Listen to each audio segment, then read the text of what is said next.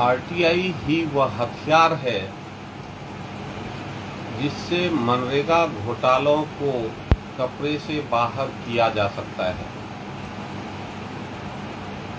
सावधान हो जाइए, जो पैसा आपके हाथ में होना चाहिए था वो किसी मुखिया, किसी इंजीनियर या किसी अधिकारी के जेब में जा रहा है और हम चुप बैठे हैं तो हम भी दोषी हैं। नमस्कार साथियों, मैं अजीत कुमार सिंह आज एक बेहद गंभीर विषय लेकर आपके सामने उपस्थित हूं। मनरेगा में भ्रष्टाचार और उसे आरटीआई से कैसे उजागर करें। यह कोई भाषण नहीं है, यह हिंसक लूट की एक कहानी है जिसमें लूटे गए हैं मजदूर, खेतिहर परिवार और वो ग्रामीण महिलाएं जो 200 रुपया की दिहाड़ी के लिए सुबह से शाम तक मिट्टी खोदती है। मनरेगा योजना गरीबों के लिए है, पर पैसा भ्रष्टों के लिए क्यों? सरकार हर साल हजारों करोड़ रुपया भेजती है ग्रामीण रोजगार के लिए, लेकिन जरा गौर कीजिए, गांव में कोई काम दिख नहीं रहा। किसी को पता नहीं कि योजना कब आई और कब खत्म हो गई। काम किया लेकिन भुगतान महीनों से अटका पड़ा हुआ है। कई लोगों के नाम से भुगतान हुआ लेकिन वो लोग शहर में हैं या मर चुके। जरा सोचिए, ये लूट नहीं तो और क्या है? आरटीआई जनता का वह हथियार है जो ऐसे मुखिया जी की नींद उड़ा सकता है। अगर आपके गांव में मनरेगा में भ्रष्टाचार है तो आरटीआई के जरिए आप घोटालों की परतें उधेड़ सकते हैं। चलिए जानते हैं यह होगा कैसे। आरटीआई में क्या पूछें, आइए क्रमशः हमलावर होते हैं। सबसे पहला वार कीजिए, जॉब कार्ड की लिस्ट मांगिए। कौन लोग लाभार्थी है,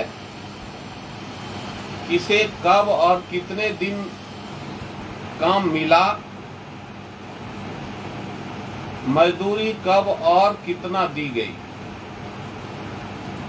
ऐसा आरटीआई आप फाइल करें। इससे आपको वास्तविक स्थिति की जानकारी हो जाएगी। आपको पता चल जाएगा कि जिनके नाम से पैसा गया वो असल में काम पर थे या नहीं। दूसरा वार कीजिए, मास्टर रोल और भुगतान रजिस्टर की प्रति मांगिए। किसने काम किया, कितने दिन किया, कितने घंटे तक किया, कौन अधिकारी उपस्थिति पर हस्ताक्षर करता है, भुगतान कब हुआ, किस खाते में गया। यहाँ से फर्जी नाम, फर्जी उपस्थिति और फर्जी भुगतान परत दर परत खुलने लगता है। तीसरा वार कीजिए, योजना का पूरा लेखा जोखा मांगिए। कितनी योजना स्वीकृत हुई, कब कब काम शुरू और खत्म हुआ, कितनी राशि मिली, यह किस मद में खर्च हुई, सामग्री की खरीद किससे हुई, रसीदें कहाँ है। आरटीआई जवाब मिल जाने के बाद हम इसका करेंगे क्या, यह भी सवाल उठता है मन में। इन सबूतों को आप जनता के बीच लाइए, पंचायत में, ग्राम सभा में और सोशल मीडिया पर डालिए। एक यह कर सकते हैं। दूसरा, हम लिखित शिकायत प्रखंड विकास पदाधिकारी, जिला पदाधिकारी और विजिलेंस को भी कर सकते हैं। अगर पुख्ता सबूत प्राप्त हुआ है तो एफआईआर दर्ज कराएं, क्योंकि ये सिर्फ वित्तीय नहीं, आर्थिक अपराध भी है। और जरूरत पड़ी तो पीआईएल या लोकायुक्त में केस भी दर्ज करा सकते हैं। देखिए, आरटीआई को हल्के में मत लीजिए, यह एक क्रांति है। आरटीआई सिर्फ सवाल नहीं करता है, यह जवाब मांगता है और जवाबदेही भी तय करता है। जिस दिन गांव का गरीब आरटीआई डालना सीख गया, उस दिन मुखिया जी, जेई साहब, पंचायत सेवक और अधिकारी की तिजोरी बंद हो जाएगी। आरटीआई का जवाब नहीं मिले तो हम क्या कर सकते हैं, यह भी सवाल उठता है मन में।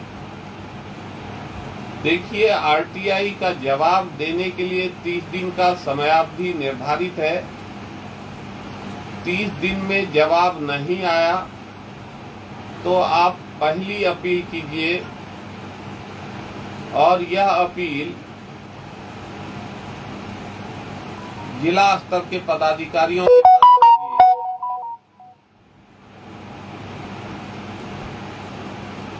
कीजिए। ये जो है सो आरटीआई कानून के तहत पहली अपील होती है। पहली अपील से 45 दिन के बाद भी अगर सूचना ना मिले तो दूसरी अपील कीजिए और यह राज्य सूचना आयोग में होगा। देखिए, आरटीआई एक कानूनी अधिकार है और संविधान से इसे इस्तेमाल करने के अधिकारी आप भी हैं। और अंतिम संदेश, यह चेतावनी नहीं, यह एक जागरण है। अगर आप अपने हक के लिए खड़े नहीं होंगे तो कोई और आपके नाम से पैसा खाता रहेगा। आरटीआई डालिए, पंचायत एवं गांव की गंदगी साफ कीजिए, इसको आंदोलन बनाइए और हम इसके सिपाही बने। ऐसा सोचिए, ऐसा कीजिए। धन्यवाद। मैं आप सभी से आग्रह करता हूं कि इस लाइव को शेयर करें, लोगों को जोड़ें और आरटीआई लिखना सिखाएं। कोई आरटीआई ड्राफ्ट चाहिए, शिकायत पत्र या सबूतों के विश्लेषण में मदद चाहिए तो मैं आपके साथ हूं, आपका साथी आरटीआई कार्यकर्ता। आप के मन में जो भी प्रश्न है उसको कमेंट बॉक्स में जरूर लिखिए, ताकि अगले लाइव सेशन में मैं उन्हीं प्रश्नों का समाधान सबसे पहले करूंगा। तदुपरांत आगे के सत्र में आगे के मुद्दे पर बात करना प्रारंभ करूंगा। तो मैं अपेक्षा रखता हूं कि आप लोग आपके मन में जो भी सवाल या प्रश्न है उसे प्रतिक्रिया बॉक्स में अवश्य लिखें। इस लाइव सेशन को शेयर अवश्य करें ताकि यह आंदोलन मूर्त रूप ले सके। धन्यवाद।